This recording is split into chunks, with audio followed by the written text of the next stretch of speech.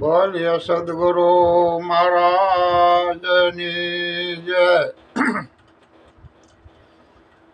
ગુરુ મળે જ્ઞાન મળે, ગુરુ મળે મીટે ભેદ. ગુરુ મળવાથી મનના સંશય મોટે, ભલે વાંચે ચાર વેદ. ગુરુ મળવાથી જે કઈ આપણા મનના સંશયો છે ને, આ બધા મટી જાય છે. એટલા માટે સદગુરુ કરાવવાની જરૂર પડે છે. સંશયોને કાઢવા માટે જ્યાં લગી ગુરુનો હોય માથે, ત્યાં લગી મનના જે ભ્રમ છે એ જતા નથી. એટલા માટે નિત્ય ભજન કરવા પડે છે. નિત્ય ભજનનું એક જ ધારું, જેને ભજનમાં જેને મન કરી દીધું છે, એના જ સંશયો મટે છે. બાકી તો જેમ છે તેમ જ. એટલા માટે ભજનના ભડાકા નિત્ય કરીએ, ડરીએ નહીં લગાર. નીંદવાથી કાંઈ વળે નહીં, મનની મોટી મામ. એટલા માટે મેં મારી વાણીમાં પણ કીધું છે કે કોઈ મનને પાછું વાળો મારા ભાઈ, દોડી દોડીને થાકી જવાનું. નથી રે પાવ એને, નથી રે પાંખું, નથી ઘાટે ઘડ્યું મારા ભાઈ, દોડી દોડીને થાકી જશે. એટલા માટે સંતો કાયમની માટે મનને સમજાવતા આવ્યા છે. મન જો મટી જાય તો આ ભ્રમણા ભાંગી જાય. આવું મનને વાળવા માટે સંતો બહુ મહેનત કરે છે.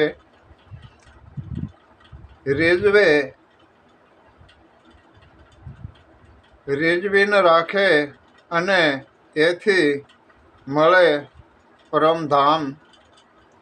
પણ જો મન રીઝે તો પરમધામ મળે છે. બાકી મન જો રીઝતું જેનું નથી, એને તો કાયમની માટે ધક્કા ખાવાના રહેશે, ખતા ખાવાના રહેશે. માટે મનને સમજાવવાની જરૂર છે.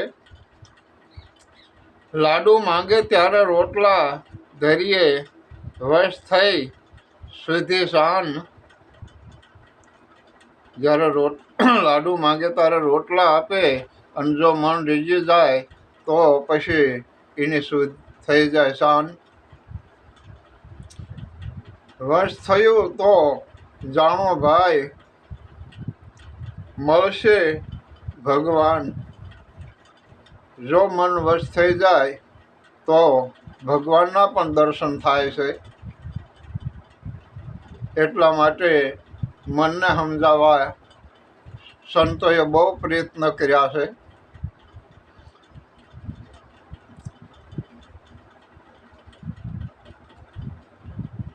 અજબ તમાશા તો મન કા છે, સમજે ચતુર્સુ જાણ. મૂરખ તો મગન હો જા, ભૂલી જવે ભાન.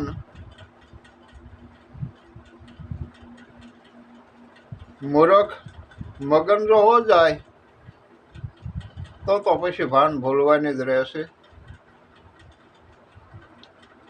પણ જેને મનને કાબુ કરી લીધો છે, જેનું મન માની ગયું છે, એને સદગુરુની શાંતો મળે, પણ પરમાત્માની ઠોર પહોંચી જાય છે.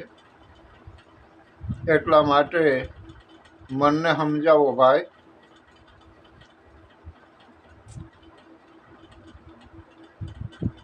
સત સમજની વાત છે ન્યારી. કારણ કે સંતોની જે વાત છે એ બહુ ન્યારી છે.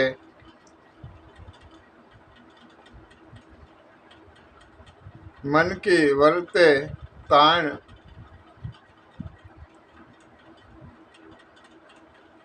નિરાત જેવા વશ કરી રાખીને સમજાવી સુજાણ. નિરાત મહારાજે મનને વશ કર્યું હતું, એટલા માટે એ અત્યારે ભગવાનની જેમ પૂજાય છે. નિરાત નામ ઉપર આખો સંપ્રદાય ચાલે છે. કેવડું મોટું નામ બનાવ્યું છે કે આ જગતમાં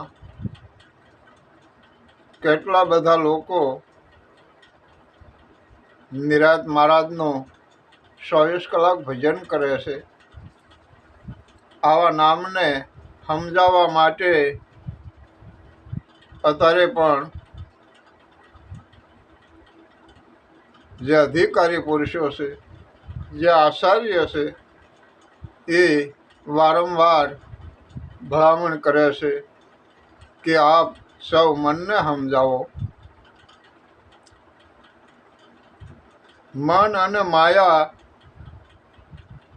ની આંટી પડી ગઈ છે. મનને માયાની આવી આંટી પડી છે, કોઈ કહે મન વશ કરો તો કોઈ કહે માયાને થી અળગાર્યો. કોઈ કહે માયાને વશ કરો, કોઈ કહે માયાથી અળગાર્યો. આસક્તિ છે, તેથી મનને વશ કરવું પડે છે. મન રાજા છે, તેથી મનનું ધાર્યું જ કરે છે.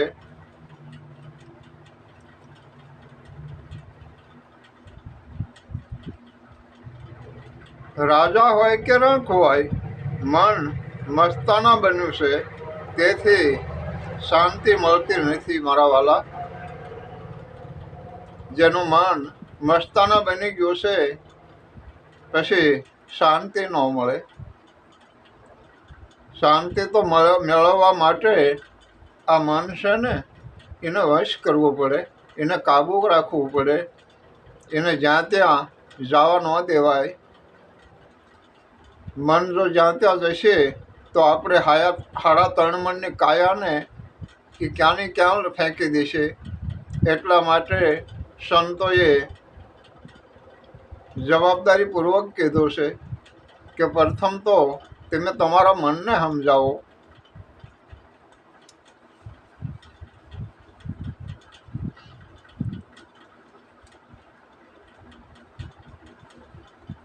મનને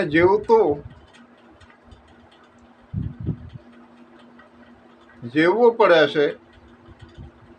મન ગુલામ બની જશે તો સર્વે કામ સરળ બની જશે. જો મન ગુલામ બની જાય તો જે કાંઈ કામ છે એ સરળ બની જાય છે.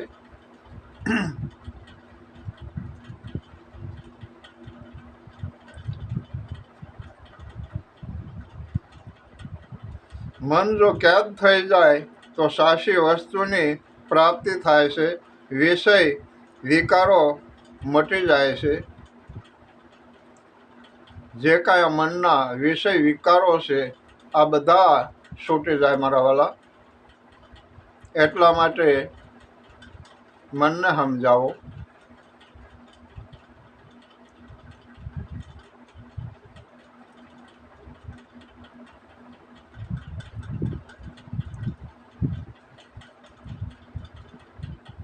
જાય અને ભગવાનના દર્શન થાય. મન વિશ્વમાં જતું રહ્યું તો ભગવાન પણ ભૂલાવી દેશે. ત્યાં ભગવાનના દર્શન થતા નથી, કારણ કે એ વિષયોમાં વળગ્યો છે. કે જે વિષયો છે એ તો મોટી મહામાયા છે. એટલા માટે આ માયામાં આપણે બહુ ધ્યાન આપવાનું નથી, કારણ કે માયા છે એ આપણને જ્યાં ત્યાં લપટાવી દે છે. આવી મોહમાયા છે, આને અળગી રાખવી જરૂરી છે.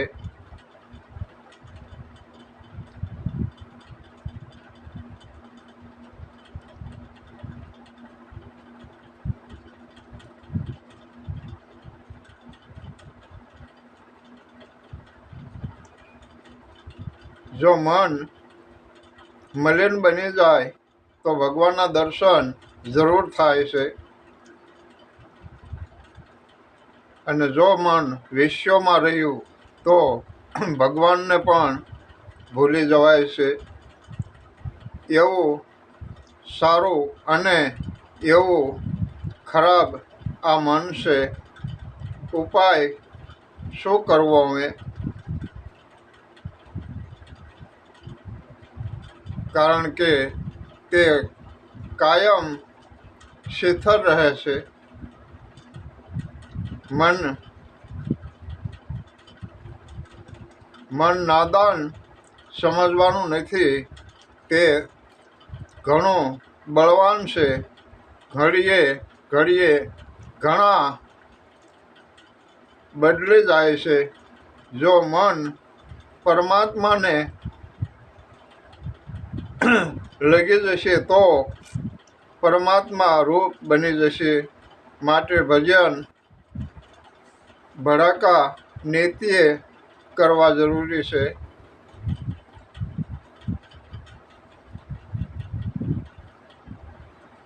ભજન કરવી તો પછી ડરવાનું ક્યાં આવે?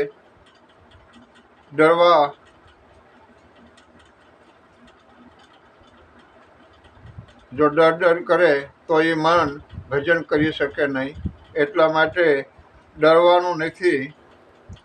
વિશ્વમાંથી મનને પાછું વાળીને પ્રભુ ભજનમાં લગાવો.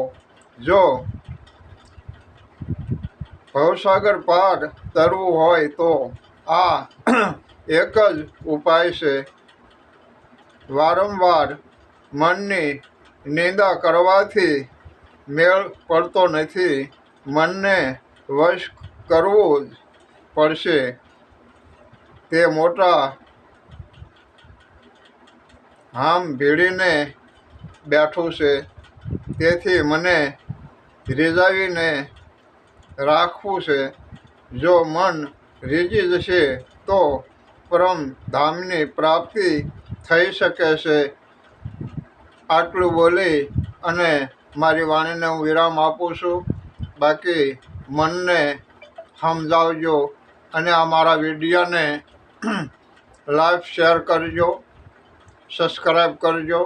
જો મારો વિડીયો ગમ્યો હોય તો લાઈક સબસ્ક્રાઈબ કરી અને શેર કરજો. આટલું કહી અને મારી વાણીને વિરામ આપું છું. બોલો સદગુરુ મહારાજની જય.